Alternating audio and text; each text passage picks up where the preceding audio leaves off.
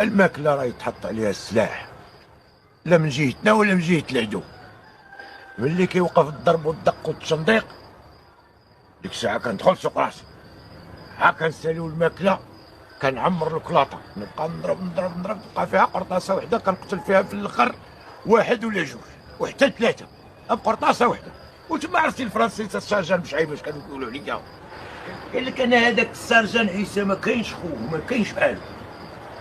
وحتى الميريكان شافوني كيفاش كنميز وكنتيري، قالوا لي يلا تحارب معنا ضد الجابون، راه ما قدرناش ليهم.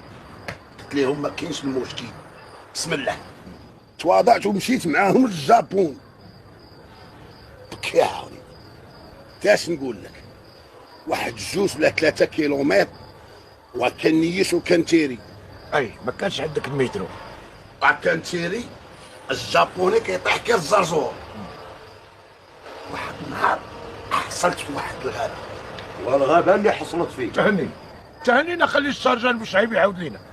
ايوا وتوضرت، ما بقيت عارف من الشمال ولا من الجنوب. ما كانش عندك البوصله. انا هربان والجابون تابعيني بحال الجراد.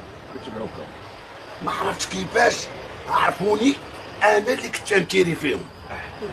ما نفعني غير الواد، طلعت في الجبل وانا نتلاح في الواد. بك يا عوني 5 دقائق ولا 10 دقائق واخوك على الهوا. شكون طحت في الماء 5 سوايع ولا 10 سوايع وانا تحت الماء. ما كانش عندك المكانه ديال الماء. واش نقول لك، عرفتي باش كنت نتنفس باش وبقصبه سير هاي والبلاوات حاضيني نعود نطلع من الماء. هذه راه ماشي سلوقيه. وشنو هي؟ دوبيرمان.